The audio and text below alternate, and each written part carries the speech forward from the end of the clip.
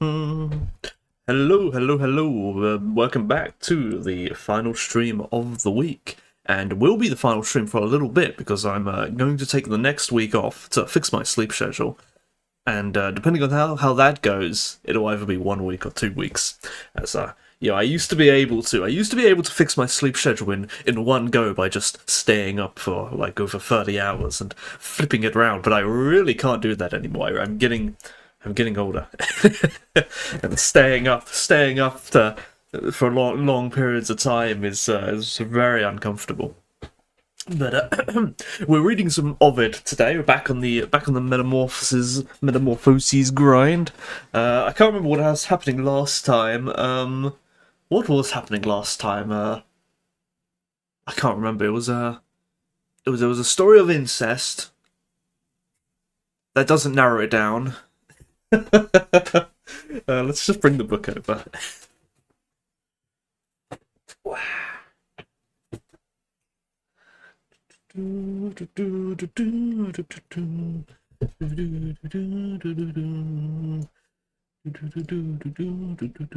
There we go. Put that there, and I suppose we can put that there. Move that. Okie dokie, okie dokie.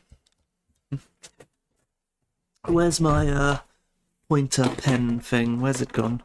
Is this it? That is it. Let's have a go. Let's have a go. Have a go at Ovid. What was we? Where do we get to? How far into the book are we now? We're some percentage of the way through. This is what remains.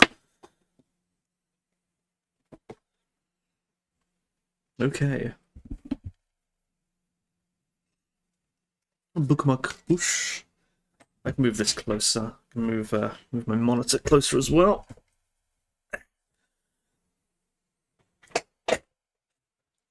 Ooh. There we go. Okay, that's gonna come down a bit further. Although this book's lightweight, I can move this book physically myself without much difficulty, which is very, very handy. The other books are far too heavy for that. Okie dokie. Well, I can go in closer.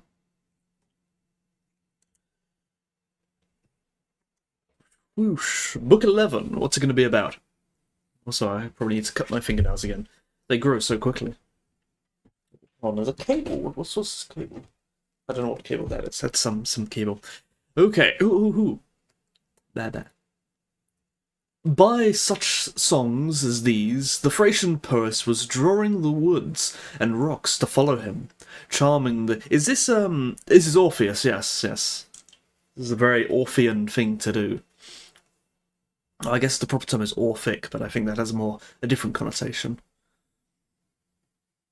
We're talking specifically about the character of Orpheus, charming the creatures of the wild, when suddenly the Caconian women caught sight of him, looking down from the crest of a hill. I need to zoom in a bit further, the words are a bit blurry.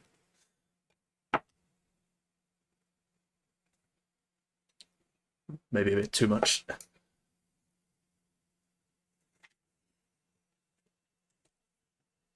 Looking down from the crest. Also, yes, hello, Minxie. I forgot to say hello. If you're still there, maybe you've run away because I did not say hello. Looking down from the crest of a hill, these maddened creatures with animal skins slung across their breasts saw Orpheus as he was singing and accompanying himself on the lyre. Hi, hello, hi to you too. One of them, tossing her hair to which streamed in the light breeze, cried out, "See, look here! Here is the man who scorns us. I've forgotten. What has Orpheus done wrong? Why has he upset these women? I can't remember. It was last week that we last read this. Why has he upset these women?" And flung her spear at the poet Apollo loved. At the lips which produced such melodies, her weapon tipped with leaves, okay, left its mark but did not wound him. I wonder if leaves is a... do they mean actually leaves, or is this like a sort of slang term for napped stones? I wonder, because they kind of look like leaves, and it would make far more sense to put a napped stone on a spear and not leaves. left its mark but did not wound him. Or maybe, if they didn't wound him, maybe it was leaves. Maybe these women are putting leaves on their spear tips and they're wondering why they don't work. Another picked up a stone and hurled it at Orpheus. But even as it flew through the air, it was charmed by the blending harmonies of voice and lyre, and fell at his feet. Yes, this is exactly how rocks work, of course, yes. The rocks, they were so amazed at his music that they just stopped momentum.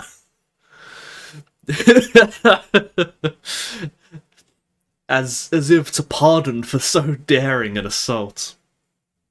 And nonetheless, the woman's rash attack increased in violence, till all restraint was lost, and maniac fury had them under its sway. All their weapons would have been rendered harmless by the charm of Orpheus's songs. But clamorous shouting, Phrygian flutes with curving horns, tambourines, the beating of breasts, and Bacchic howlings drowned the music of the lyre.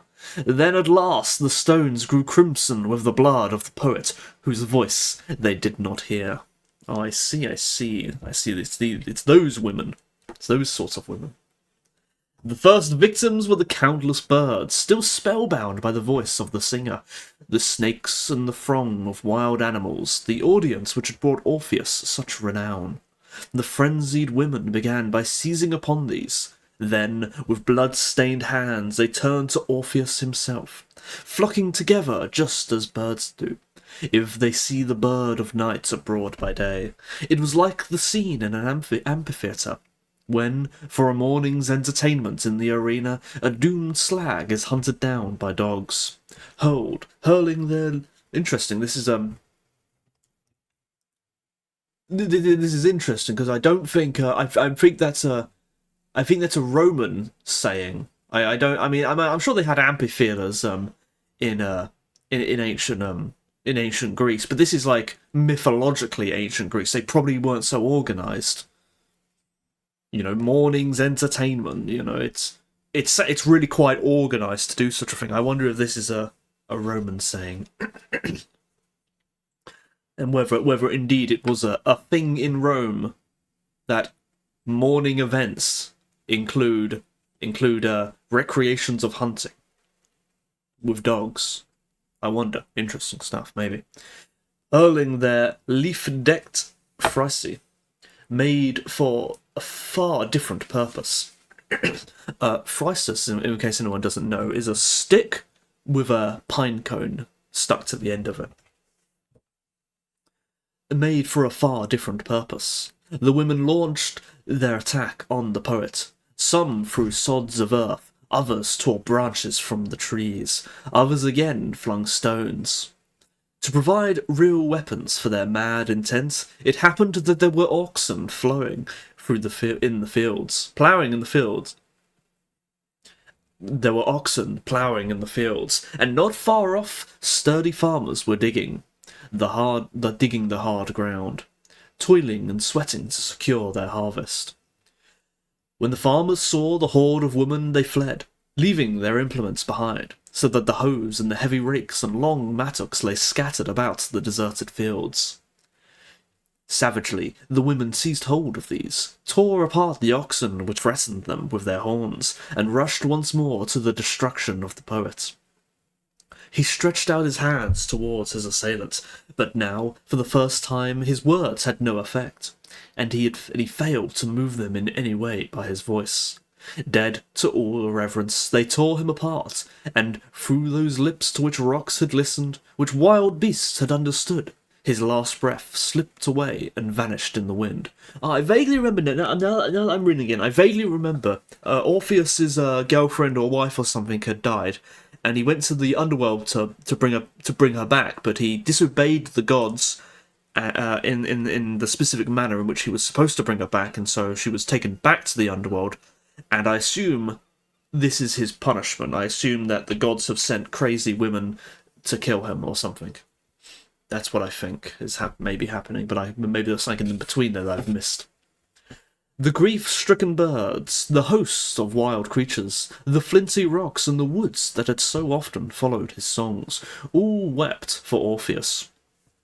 The trees shed their leaves, with bared heads mourned his loss. Men say that the rivers too were swollen with their own tears, and naiads and dryads tore their hair, and pulled on black garments over their fine robes. The poet's limbs were scattered in different places, but the waters of the Hebrus received his head and lyre. Wonderful to relate, as they floated down in midstream, the lyre uttered a plaintive melody, and the lifeless tongue made a piteous murmur, while the river banks lamented in reply. Carried down to the sea, they left their native river and were washed up on the shore of Lesbos, near Meraphina. Here, as the head lay exposed on that foreign shore, its hair dripping with beads of foam, it was attacked by a savage snake. But Phobos at last appeared, and checked the snake in the very act of biting, turning its open mouth to stone, and petrifying its gaping jaws. The ghost of Orpheus passed beneath the earth. He recognized all the places he had seen before, and searching through the fields of the blessed, found his Eurydice, and clasped her in her eager arms. There they stroll together, side by side, and sometimes Orpheus follows, while his wife goes before. Sometimes he leads the way and looks back, as he can do safely now, at his Eurydice. That's a wholesome end. I didn't know Orpheus had such a wholesome end. In fact, there's a painting that there's depicted of the death of Orpheus. Let me go get it. It's a digital image of a painting. I mean, let me go get it.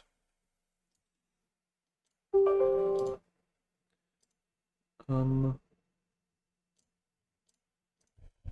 can type without seeing my keyboard.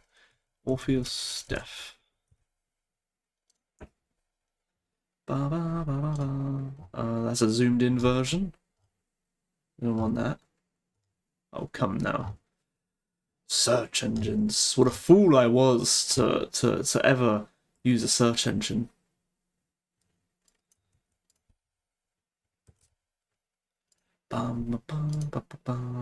Where is it? Where is it? Where is it? It's the one of him in the river. Drat. Search engines are actually useless. What a fool I was to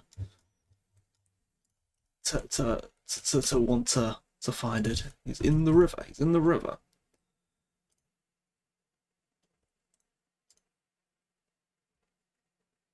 Waterhouse. It's by Waterhouse.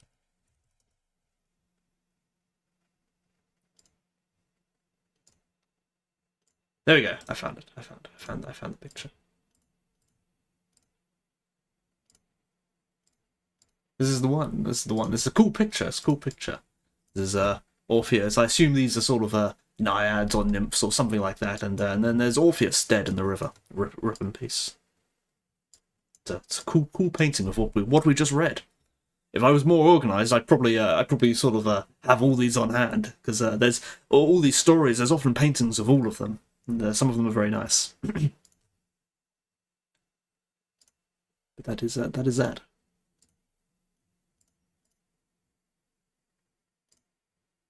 Okay, back to where I was. Where's the book gone?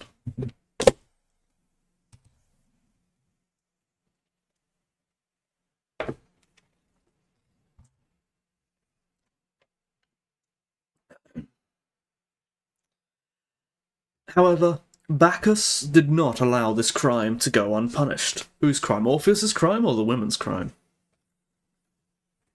The women are his responsibility. He was distressed at losing the poet who had sung his mysteries, and immediately all the Thracian women who had watched the wicked scenes were fastened to the ground. There in the woods, by means of gnarled roots, the god drew out their toes as far as each followed Orpheus, and thrust the tips down into the solid earth, just as a bird, finding its legs caught in the hidden snare of some cunning fowler, beats its wings when it feels itself held, and tightens the bonds by threatening flutterings. So each of the women, as she became rooted to the spot, went mad with fear and vainly tried to flee, while the tough root held her fast, preventing any attempts to pull herself away. Each one of them, as she looked for her toes, her feet and nails, she saw wood spreading up her shapely legs. When she tried to smite her thighs in token of her grief, she struck against the bark of an oak tree. Their breasts too, likewise their shoulders, turned to oak. Their arms appeared to have been changed into long branches. As indeed they were, it was no illusion. Even though this was not enough for Bacchus, he abandoned the very fields of Thrace, and with a band of more seemly revellers betook himself to the vineyards of his beloved Tmolus, and to the river Pactolus. Though he was not then rich in gold, or envied for its precious sand, it was not then rich in gold. He was attended by his usual throng, the satyrs and bacchants, but Silentus was not there, for Phrygian peasants had captured him, and he tottered along on his feet, made unsteady by age and wine. They had bound him with chains of flowers and taken him to their king, Midas, who had once been instructed in the Bacchic mysteries by Orpheus from Thrace, and by the Athenian Eumolpus. When Midas recognized him as one who was with the god's companion and partner in his mysteries, he celebrated the arrival of such a guest with continuous festivities for 10 days and nights on end. On the 11th day, when Lucifer had shepherded away the flock of stars on high, the king came to Lydia, in great good humour, and restored Silenus to his young ward. The god was glad to have his tutor back, and in return gave Midas the right to choose himself a gift, the privilege which Midas welcomed, but one which did him little good, for he was fated to make poor use of the opportunity he was given. He said to the god, "Grant that whatever my person touches be turned to yellow gold." Bacchus, though sorry that Midas had not asked for something better, granted his request, and presented him with his baneful gift. The Phrygian king went off cheerfully, delighted with the misfortune which had befallen him. He tested the good faith of Bacchus's promise by touching this and that, and could scarcely believe his own senses when he broke a green twig from a low-growing branch of oak, and the twig turned to gold. He lifted a stone from the ground, and the stone likewise gleamed pale gold. He touched a sod of earth, and the earth, by power of his touch, became a lump of ore. The dry ears of corn which he gathered were a harvest of golden metal, and when he plucked an apple from a tree and held it in his hand, you would have thought that the Hesperides had given it to him. If he had laid a finger on the pillars of his lofty doorways, they were seen to shine and glitter, and even when he washed his hands in clear water, the trickles that flowed over his palms might have served to deceive Danae. He dreamed of everything turned to gold, and his hopes soared beyond. I need to bring the camera up a little higher. I'm knocking it constantly. And his hopes seemed beyond the limits of his imagination. So he exulted in his good fortune, while servants set before him tables piled high with meats, and with bread in abundance. Can I adjust the focus a little bit? I don't know. With bread in abundance. But then, when he touched the piece of bread, it grew stiff and hard. If he hungrily tried to bite into the meat, a sheet of gold encased the food. As soon as his teeth came in contact with it, he took some wine, itself the discovery of the god who had endowed him with his power, and adding clear water, mixed himself a drink. The liquid could be seen turning to molten gold as it passed his lips. Wretched in spite of his riches, dismayed by the strange disaster which had befallen him, Midas prayed for a way of escape from his wealth, loathing what he had lately desired. No amount of food could relieve his hunger. Parching thirst burned his throat, and he was tortured, as he deserved, by the gold he now hated. Raising his shining arms, he stretched his hands to heaven and cried, "Forgive me, Father Bacchus, I have sinned, yet pity me, I pray, and save me speedily from this disaster that promised so fair." The gods are kind. When Midas confessed his fault, Bacchus restored him to his former state, cancelling the gift in which fulfilment of his promise he had given the king. And now, he said, to rid yourself of the remaining traces of that gold which you so foolishly desire, go to the river close by the great city of Sardis. Then make your way along the Lydian ridge, travelling upstream till you come to the water's source. There, where the foaming springs bubble up in great abundance, plunge your head and body into the water, and at the same time wash away your crime. The king went to the spring as he was bidden. His power to change things into gold passed from his person into the stream, and coloured its waters. Even to this day, though the vein of ore is now so ancient, the soil of the fields is hardened by the grains it receives, and gleams with gold where the waters from the river moisten its sods. Midas, hating riches, made his home in the country, in the woods, and worshipped Pan, the god who always dwells in mountain caves, but he remained a foolish person, and his own stupidity was to injure its owner again, as it had done before. Interesting. I remember I've heard. I think I don't know if I remember or I've read a different telling of this story, which is very common, of course. As you know, these ancient mythological stories have many different tellings.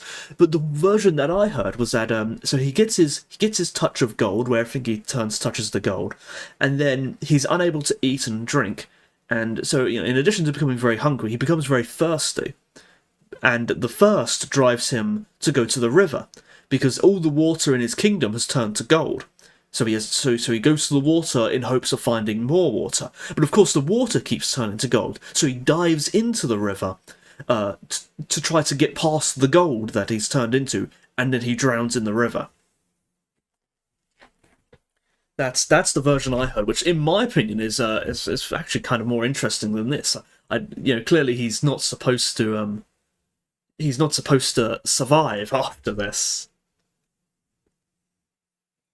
People usually don't survive when the gods play with them in that manner. There is a mountain, Tmolus, that rises steep and sheer, and looking out over a wide prospect of sea, sloping away on either side, to Sardis on one hand and to Lippal Hypaepe on the other. There Pan was boasting to the gentle nymphs, singing them his songs and playing some trivial tune on the reeds, joined by wax. Interesting. We got a construction method of how the pan pipes work. Reeds joined with wax that formed his pipes. As he did so, he had the audacity to speak slightingly of Apollo's music, comparing it with his own, and entered into unequal competition with the god. In a contest to be decided by Tmolus, the elderly judge took his seat on his own mountainside and shook his ears free of trees, until only an oak reef encircled his dark hair. He is a mountain. With bunches of acorns hanging at his hollow temples. He looked at the god of the flocks and said, "The judge is ready." Pan struck up an air on his rustic pipes and with his wild strains, charmed Midas, who happened to be near at hand when he was playing. After hearing Pan, the worshipful Tmolus swung round his head to face Phobos. As his gaze moved round, his forests followed. Apollo had wreathed his golden hair with laurel from Parnassus. His flowing robes, dyed with Tyrian purple, swept the ground. In his left hand he held his lyre, inlaid with jewels and Indian ivory. His plectrum was in his right. His very stance was that of a musician. Then he plucked the strings with skilful fingers, till Tmolus, enchanted by the sweetness of the melody, bade Pan admit his pipes inferior to the lyre. I got distracted here with the mention of India here. There is evidence of the Greeks having some kind of contacts with India, but it was long distant contacts. And ancient Greeks, of which this mythological story would be based on, I think it's unlikely that they would have had any contacts with India. I'm sure there's obviously there's traces of humans have gone from Greece to India and India to Greece, just that but active understanding of each other's existence, I very much doubt.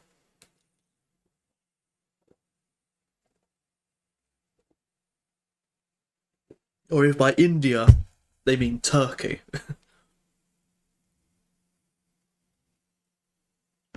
Perhaps India means a sort of generic word meaning that strange place, in that direction, the unknown lands in that direction, which is, I'm pretty sure, what I think. No, never mind. I think Asia means arid. I think. No, Arab means arid. Asia means east, which I'm pretty sure is the reason why, even still to this day, Asia is a very messy continent, which should probably be broken up into multiple continents. It really encompasses far too much, but it's really just sort of everything over there, as opposed to Europe, which is the land where everyone lives, named after Europa. And I suppose America is probably the opposite situation. It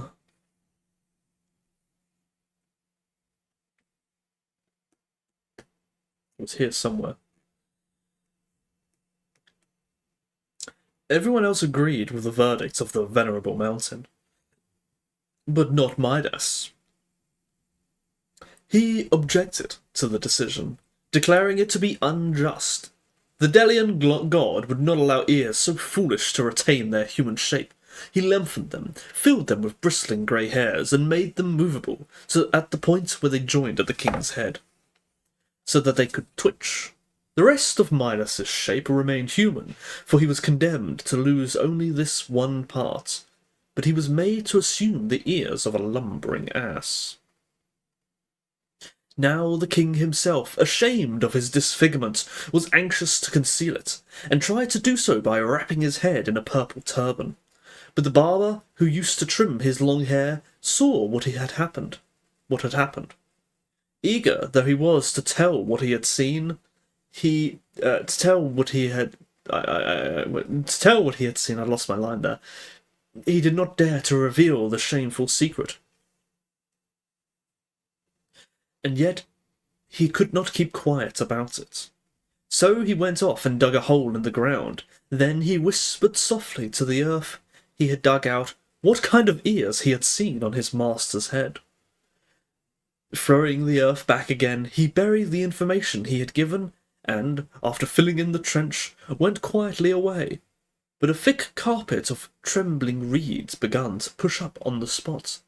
At the end of the year, when they were fully grown, the reeds betrayed their gardener, for, when stirred by the gentle south wind, they uttered the words that had been buried, and revealed the truth about his master's ears. That is just, even by Greek standards, that is the most ridiculous story I've ever heard. Who comes up with this stuff? That drugs were involved. This is the most drug-induced story I've ever heard of. My master has donkey ears. I can't tell anyone because he's my master. I've got an idea. I'll dig a hole, and I'll tell the hole, and then I'll put the secret in the hole, and then I'll bury it. There we go. Ah, woe is me! Reeds grew out of the hole I dug, and they told everyone my secret that I hid. Oh my god. But my master has donkey ears. I can't believe who comes up with this. Surely even by Greek standards, people listening to this think like, what? My goodness. Apollo, when he had taken his revenge. Now, of course, the real root of the story here is that there are reeds which make sounds when the wind blows through them that sound like words occasionally. and this is the explanation of where those come from. That they come from people who bury secrets in the ground. But come on now, Apollo, when he had taken his revenge, left Tmolus and journeyed through the clear air, but stopped short of the narrow straits of Helle, Nephele's daughter, and alighted on the plains of Troy. There, on the right of the Sigean promontory, and left of the Raretian, stood an ancient altar sacred to the thunderer of Panomphe. And from there, the gods saw Laomedon. I always mix up Laomedon and Laodeon. They're very similar, or Laocoon rather. Laomedon and Laocoon. I always mix these two up, but this is Laomedon, not Laocoon. Beginning to raise up the walls of his new city, Troy. He saw, too, that the great task the king had undertaken demanded no small resources. Also, this is going to be interesting, though, because even though these are ancient Greek stories, they're being told by an ancient Roman who is very much interested in convincing you that that the Romans are descended from Troy, and so though. From a Greek perspective, the Trojans are the bad guys, doomed to die for whatever crime they've committed or something, hinting at the Trojan War. But to the Romans, the Trojans must be the good guys. So I'm curious how Ovid's going to interpret this. Beginning his new city, Troy, he saw too that the great task the king had undertaken demanded no small resources, and that it was proceeding with much toil and difficulty. So along with the god who bears the tridents, the father of the swelling seas, Apollo himself disguised himself as a mortal, and on receiving a promise of gold in return for the city's defences, built the walls of Troy for the Phrygian tyrants. See here, immediately here we've got a different telling of how the story goes.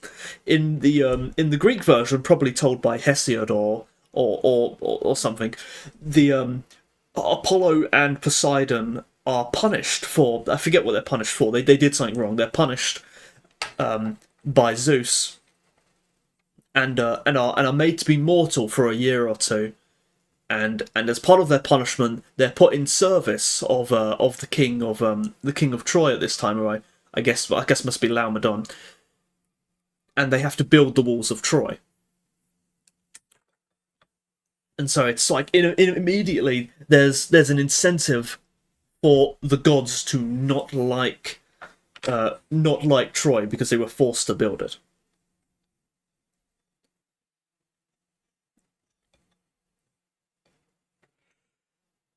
Disguised himself as a mortal, and on receiving a promise of gold in return for the city's defences, built the walls of Troy for the Phrygian tyrants.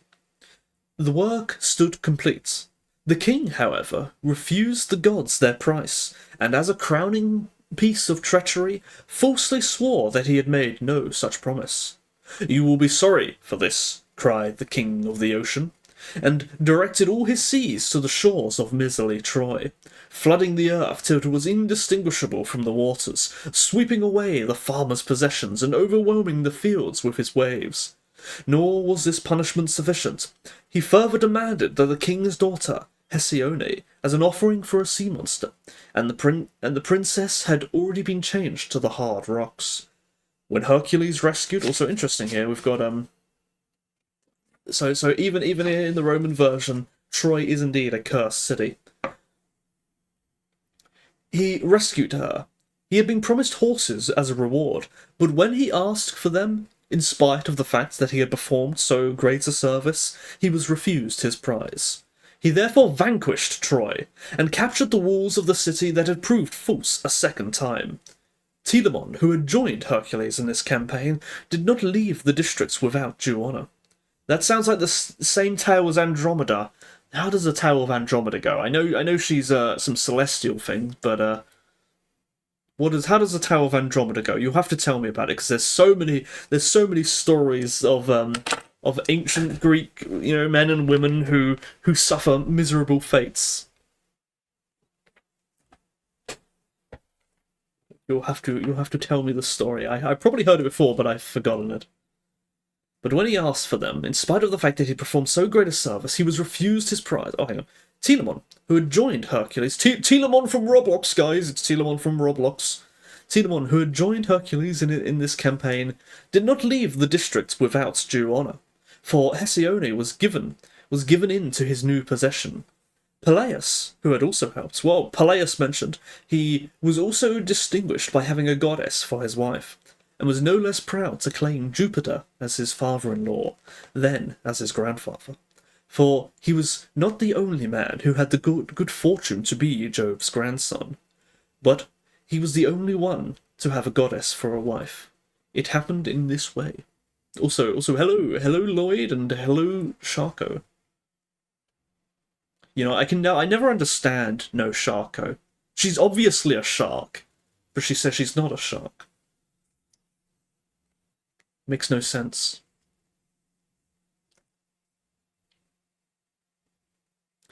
Aged Proteus had said to Thetis, "Goddess of the water, conceive a child. You will be a mother of a young hero." I think, no, never mind. Who, when he has grown to manhood, will surpass his father's deeds, and will be called greater than he is. Is this Achilles they're talking about, or is this someone else? I always forget. There's like 3 or 4 famous people in the Trojan War, and they're often not referred to by name, but by their father's name. And Peleus is one of them. You hear the son of Peleus, and here, Peleus, the son of Aeacus, and it's slightly different because Andromeda's mum, Queen Cassiopeia, was telling the Nereids was beautiful, which angered Poseidon, so Poseidon sent the monster Cetus to destroy them. But the king and queen were like, "Hold up, it was just a prank, bro. We're going to chain our daughter to the sea rocks as a sacrifice." He was saved by Perseus. I see. I wonder how are we past Perseus? Yeah, Perseus is the one who kills the Gorgon. Which sounds like really ancient history. I think have we done that? It might not even. No, it would surely be in this story because there's a lot of transformations involved in there. But I don't know. But yeah, there's so many Greek stories are like that. The Greek gods are terrible. Where was we? We were somewhere. Because of this, in case the world should own anything greater than himself, Jupiter had avoided any intimacy with the ocean goddess, even though he had felt the flame of passion burning hotly in his heart. He ordered his grandson Peleus, the son of Aeacus, to become her lover in his stead. Yeah, that's how it works, right? Is he literally a cuck? Come on, Jupiter. And enjoy the embraces of the sea maiden. He's literally a cuck. Come on, oh my goodness. He'll never recover from this. There is a boy in Haemonia, curved like a sickle. Huh? Is this how we just describe boys now? There is... Oh, a bay! I thought it said boy. I was so confused. There is a boy in Haemonia, curved like a sickle. No. Okay. There is a bay in Haemonia, curved like a sickle. Okay, there we go. Enclosed by jutting arms where there would be a harbour. I was trying to understand. It's like, what, is he got a hunchback or something? He's curved like a sickle? What? Where there would be a harbour if the water were deeper, but the waves just cover the surface of the sand. It has a firm shore, free from seaweed, where the sand retains no footprints, and yet does not clog one's steps. I know exactly the kind of thing they're talking about here. There is a very similar kind of bay thing near where I live, where the water is not deep enough. It's not deep enough, and the water just barely covers the sand, but it's long enough that if the water were deeper, it would be a total bay. And there's a name for it. I don't know what they call it, but it's a thing. It's very common, actually. It has a firm shore, free from seaweed, where the sand retains no footprints, and yet does not clog one's steps. A grove of myrtles grows close by, thick with variegated berries, and in its midst there is a cave. Whether made by nature or by man is hard to tell, but is more like man's handiwork. Thetis used often to come here, unclad, seated on a bridled dolphin. A bridled dolphin! We've tamed the dolphins now. and there Peleus found her, as she lay sound asleep. When he tried to win her by his pleas, and had been rejected, he wound both his arms around her neck, and prepared to use force. Okay, ancient Greeks. Notice, ancient Greeks. Had the goddess not had a recourse to her wanted tricks, repeatedly changing her shape, he would have achieved his daring purpose. As it was, he held on to her firmly when she changed herself into a bird, and when she became a stout tree, he clung to the tree trunk. But the third shape she adopted was that of a spotted tigress. Whoa, whoa, whoa, whoa! Tigress mentioned? And terrified by this, terrified is not the right response here, the son of Aeacus relaxed his grip upon her body.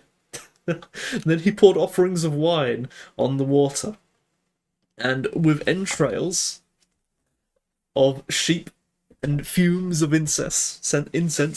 The ancient furries, TM, Aeacus, you're missing out here, ceaselessly entreated the gods of the sea until the Carpathian seer spoke from the depths of his pool, saying, "Son of Aeacus, you will gain the bride you seek, if you catch her in your snares and bind her fast, while she lies sound asleep in the rocky cave, knowing nothing of what is happening. Do not ever let her trick you, though she assume 100 false shapes. Whatever she may be, hold her tightly until she returns again to what she was at first." Yes, Carpathian's seer here. I don't know who they're referring to here. I don't think that's an epithet. I don't think that's an epithet of Poseidon. But, come on now. Like, I'm pretty sure rape was illegal in ancient ancient Rome, and yet these stories persist that, like, it's literally, I don't think there is any, I'm pretty sure there are, like, more rapes than consensual marriages in these ancient Greek stories. Like it's like the ratio is like 10 to 1. Like if you see and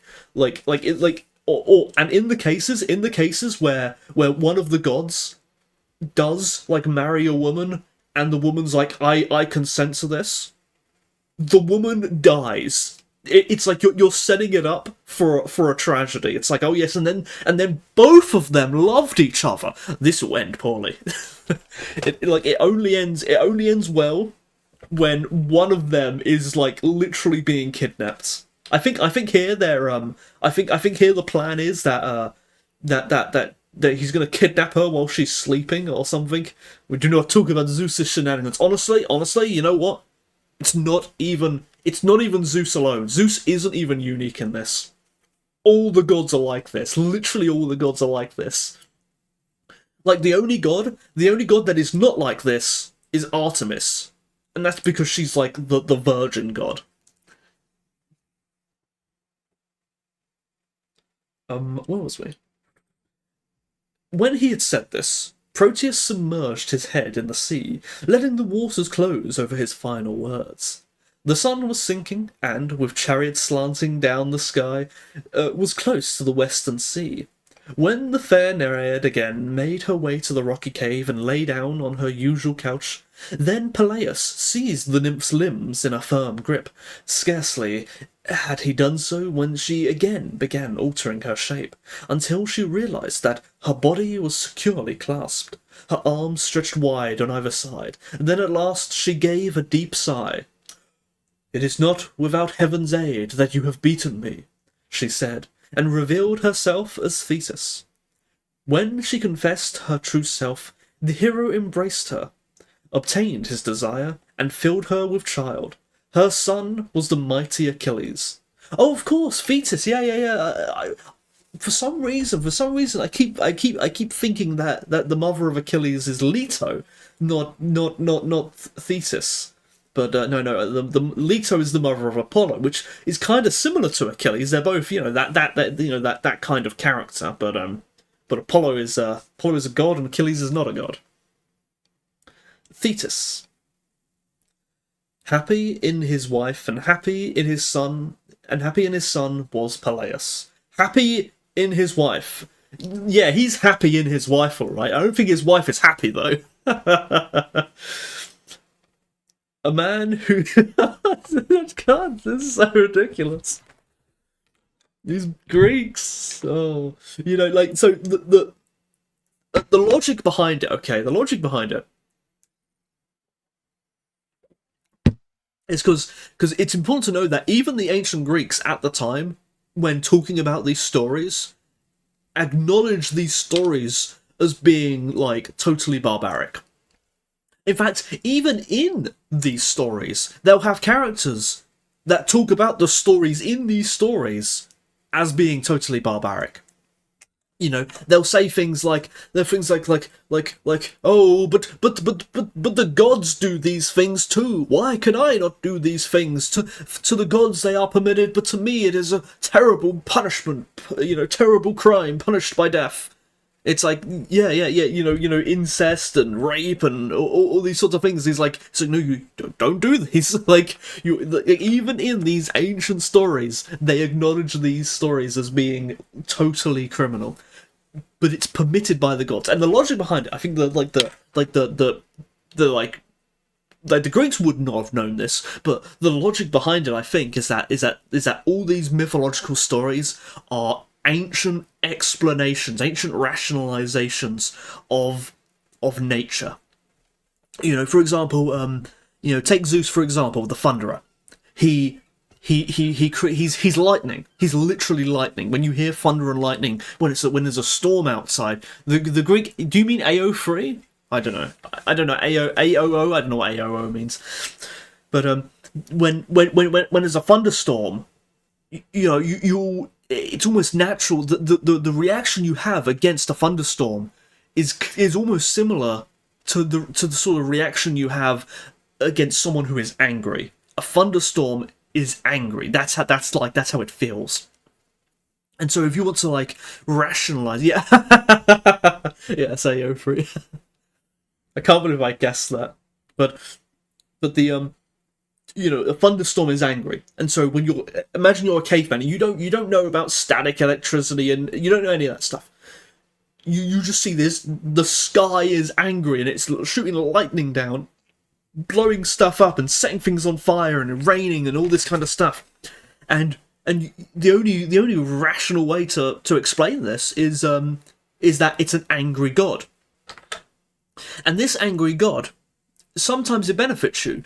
It also brings rain, and you really like rain good, and so you like the rain, so you worship this god, and this god's clearly very powerful, but he's also really angry. And sometimes he'll act randomly. So maybe you'll sacrifice all these cows and stuff to Zeus, and he rains on your fields and he makes your plants grow and stuff. And then one day he just shoots you with a bolt of lightning or something. You did nothing wrong. He just doesn't like you. You just get shot by a bolt of lightning.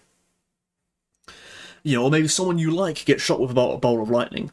And what often happens is that you have to consider that the god has punished him. You don't know if he's done anything wrong. Maybe he did something wrong and only Zeus knew about it. Or maybe he didn't do anything wrong at all. Maybe just he was jealous. Maybe Zeus was jealous. Who knows? But either way, he's been punished by gods, and you can't do anything about it. You have to worship him, no matter how bad of a person he is, because you cannot go to war with him. He is the king of the sky, and that kind of perspective kind of explains the Greek gods. These gods are terrible. They're horrible people, but you have to worship them. It doesn't matter. It doesn't matter whether you're right and they're wrong. They're the gods.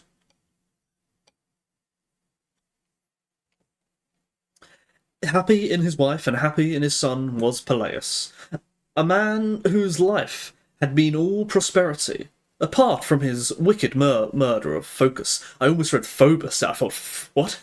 You're not killing Phobos. That's Apollo. Phocus. But because he was guilty of shedding his brother's blood, he was driven from his father's house. The land of Trachis took him in, a kingdom which was then being ruled peaceably and without bloodshed by Ceyx, the son of Lucifer. Actually, I have heard this before. This is almost certainly where Lucifer actually comes from, and where the Christians and stuff get it from. They probably just take a character from from like some other mythology, and they say, yeah, he was the worst person ever. Now the what was I going to say? They do this. I remember I was reading the Bible and they get to the New Testament and or I don't think they're at the New Testament yet. I'm not actually sure, but and they're talking about it's like they what's it called? They're saying, oh yes, and then in that dark, horrible land over there, where the people are terrible and they worship demons, and you know we must go to war with those people over there in that other land. They're the worst people ever. They're the complete monsters, horrible, horrible people, no morals whatsoever. They worship this demon called Poseidon, and then you realize, oh, they're talking about the Greeks. Ah, I see. And that's kind of what the Bible does, or that's kind of what they the you know what I mean. That's kind of what they do, and I don't know, I don't like Lucifer's not really a big deal in Greek mythology, and he's not what he is in Christianity. In Christianity, he's the anti-god, you know, he's the opposite of God, you know, he's this all-powerful evil thing. But here, and I'm pretty sure it is the same character, but just he's not that big of a deal in Greek mythology. He's like a complete side character. He's not he'll never be mentioned outside of here. The my prediction, my theory is that some of these Abrahamic people, they had some interaction. They were neighbours with some Greek settlers or something, some Greek colony or something. Some small little village of Greeks, and this village of Greeks just happened to particularly worship Lucifer. That they just kind of it was just their thing. Everyone, every village has its own little patron god, and this one just happened to be Lucifer. Not a very important god, just a god they picked. And so the Abrahamic people, they looked at these Greek people, thought, ugh, these people are demons, horrible monsters, and they worship this horrible demon called Lucifer. And then this story gets exaggerated over time as this horrible demon Lucifer, this Satan himself. And that's what I think. That's my theory. It's my crackpot theory, but that's because I think that's what happens a lot. The king... I need to drink some water. Yelling. There's yelling.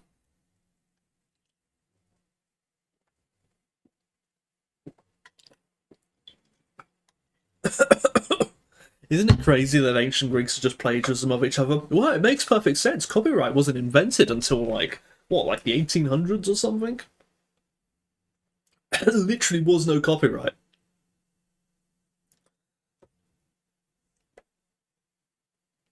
OG Lucifer...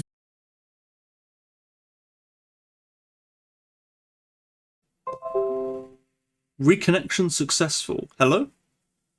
Tell me if I'm back. Hello? Hello? Uh-huh. Hello?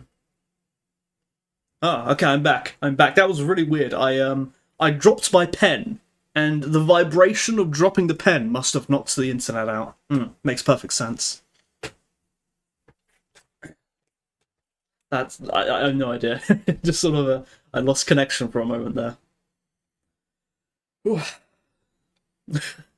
Where was I now? Was I even on this page? Was I on this page? Was I here? Lucifer, there we go. Oh, now you said Lucifer in the street. Okay. Well, what I was going to say is Lucifer, Luke means light, and I think phosphor also means light. I don't know specifically the Greek word for it, but it also means light, so it makes sense that they're both the same god. The king's face retained the shining brightness of his father's countenance. But at that time he was sad, and unlike himself, since he was mourning the loss of his brother. When Aeacus' son arrived in this land, worn out with travelling and troubles, he entered the city with a few companions, leaving the flocks and herds, which he had with him in a shady valley, not far from the walls.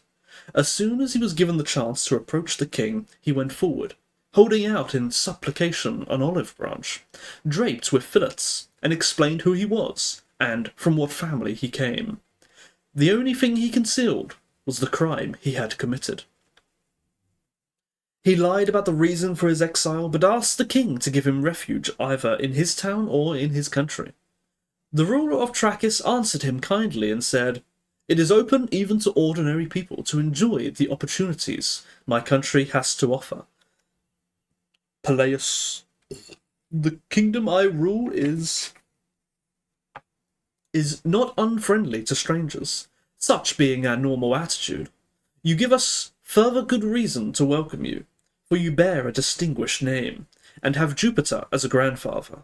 Do not waste time in entreaties, you will receive all that you ask. Call whatever you see here your own. I only wish that you might see something better." And he burst into tears. Okay. Get a hold of yourself, man. When Peleus and his friends inquired what had occasioned such violent grief, he replied, "You know the hawk, which lives on what it can plunder and terrifies all other birds. You may perhaps think that it had always had wings, but in fact it was once a man, Daedalion by name. He too was all ferocious, for character never changes, ferocious in war and ready for violence." Oh, you know that hawk too? Yeah, it's like, it's just the normal sentences uttered by normal humans. "We were both sons of the star who summons dawn, and is the last to leave the sky. But I honoured peace, and my thoughts were centred on preserving it. And upon my wife, whereas my brother found his delight in cruel warfare, he subdued kings and nations by his valour, and that..." Oh my god, I'm losing the plot now. we're definitely... We're nowhere near the end of the chapter, unfortunately, but I'm losing the plot. "That valour which now, in a different shape, sets Thespes' doves aflutter.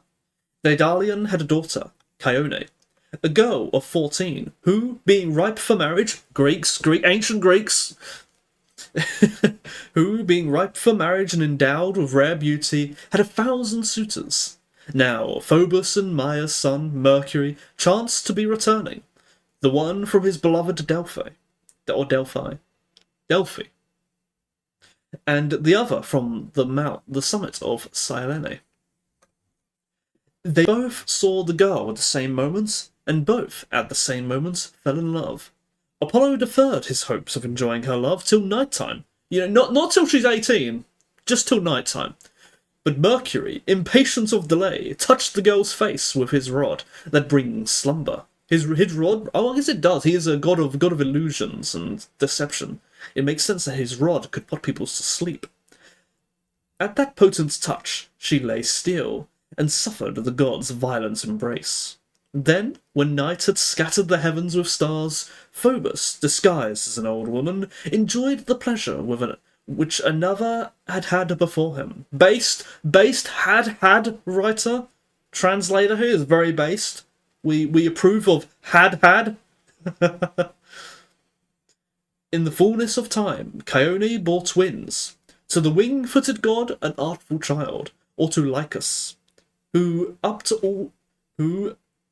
was up to all manner of tricks and accustomed to turn black to white and white to black. Huh? He's Michael Jackson? A true son of his crafty father, and to Phobos, a son of Philemon, renowned for his singing and his playing of the lyre.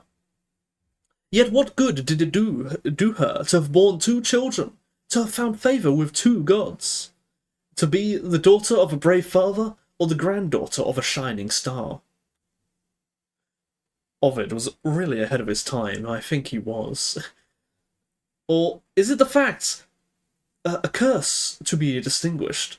It has done harm to many, and it certainly harmed her. She had the boldness to prefer herself to Diana, and criticised the goddess's looks. Diana is Artemis, by the way.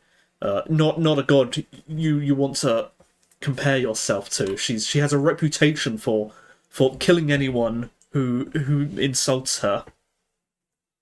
She had the boldness to prefer herself to Diana, criticised the goddess's looks, whereupon Diana, roused to fierce wrath, took her revenge. You will find no fault with my actions, she cried, and without delay bent her bow, shot an arrow from the string, and pierced her shaft, the tongue which had so well deserved it. Told you, waste no time. She wastes no time. Other gods, they go to these elaborate schemes. They say, oh yes, the god punished him and he lived a long life, but when he was like 75 years old, he got cancer and died. The god had punished him. It's like, no. There's no wasting time here. Just literally, talk shit, get hit.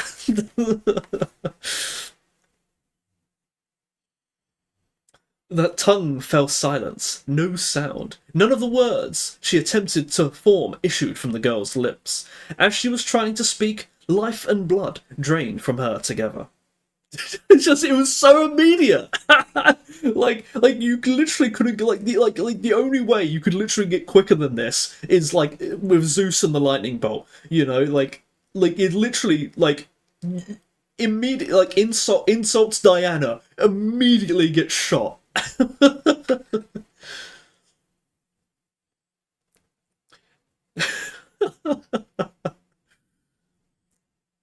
Sadly, I gathered her into my arms, with all a father's grief in my own heart, and spoke comforting words to my dear brother. But the bereaved father heeded them as much as reefs heed the murmurings of the sea, as he bitterly lamented at the daughter he had lost. When he saw her body ablaze on the pyre, 4 times he tried to rush into the heart of the flames. 4 times he was driven back. Then he dashed off in a frenzied flight like a bullock whose neck rubbed tender by the plough is tormented by the stinging hornets. He charged away where there was no path, and even then he seemed to me to run faster than a man, and you would have thought that his feet had wings. So he fled from us, made swift by the desire for death, till he reached the summit of Parnassus. There Apollo took pity on him, and when Daedalion threw himself from a towering rock, turned him into a bird and bore him up, to hover on the wings which he had suddenly acquired. The god gave him a hooked beak and curving crooked talons, and left him to his one-time courage, and strength greater than his body. Now, as a hawk, showing mercy to none, he exercises his cruelty against all other birds, and, suffering himself, is become the cause of suffering to others. Wow, okay, Greeks confirmed for not liking hawks? I mean, to be fair, if the hawks were a problem back in those days, where today they're just sort of not really a problem, but to a farmer, a hawk is a problem. And everyone was a farmer back then. As the son of Lucifer was relating this strange tale about his brother, the Phocian Oneta, who was Peleus' herdsman, came racing up in panting haste, and cried, "Peleus, Peleus, I come with news of a great disaster." Peleus bade him tell him whatever news he brought, and even the Trachinian king himself waited in suspense, with a look of fear on his face. The herdsman told his story. When the sun was at its zenith, midway on its course, seeing as much sky behind him as still lay in front, I had driven your weary cattle down to the curving shore. Some of the oxen had sunk to their knees on the yellow sand, and were lying looking out over the broad stretch of ocean. Some were still wandering slowly up and down. The camera's not actually quite as focused as it should be. Wandering up and down, while others were swimming or standing in the sea, with only their necks raised above the water. Close by the water's edge stands a temple, not bright with gold and marble, but built of heavy timbers, shaped by ancient trees. Nereus and his daughter lives there. Can we get to the end of a paragraph? I want to stop. I'll get to there. Shaded by ancient trees, Nereus and his daughters lived there. A sailor who was drying his nets on the shore told me that these were the gods of the sea. Near the temple is a marsh, formed by seawater left behind in a stagnant pool, and the swampy ground is thickly overgrown with willows. From this spot the sound of heavy crashing struck terror into all the neighbourhood. Then there emerged a huge beast, a wolf, all streaked with slime from the marsh. Oh, it's a slimy wolf. Its swiftly snapping jaws flecked with blood and foam, a red gleam in its eyes. Its fury was due to hunger and savagery both. But of the two, its savagery was the greater. For it was not content to find something to eat and satisfy its grim hunger with the oxen it had killed. Instead, it slashed the whole herd and fiercely felled them all. Even some of us herdsmen were killed or wounded by its murderous jaws, while we were trying to keep the brute away. The shore and the edge of the waves were red with blood, and so were the marshes that echoed with the cattle's bellowing. But delay costs us dear. Our plight leaves no time for hesitation. While something yet remains, let us all go together, armed with weapons. Yes, weapons in hand, make a combined attack on the brutes. Okay, so we're going to have Peleus and his friends go kill another beast. This is a common story that's been repeated a few times. But there we go, that's as far as we'll get. Fairly good way to go. Jokers. It's Joker, it's an all-out attack. Well, is there a Robin? I'm guessing that's a Robin line. Okie dokie. Persona 5, I see. I see. My boomerisms are of no match. Okay, that was good. What time is it now? It's now 8 o'clock. No. Yes, 8 o'clock. I thought, hang on a minute, I started at 8 o'clock. Have I only been streaming for 11 minutes? No, I started at 7 o'clock. I'm losing the plot. I think that rhymed. Okie dokie. I think there are. Hold on, I know. Here we go. I'll show you. This is the guy. This is the guy I was drawing the other day. I drew him as a dinosaur. This is the guy. This is literally the guy. You can have him. I think he's playing Metal Gear or something. Why didn't that work? Oh, I'm an idiot. There we go.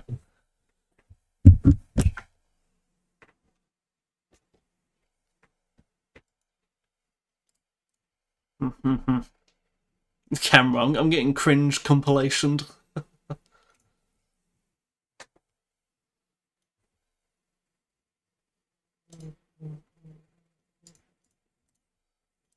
Zinga.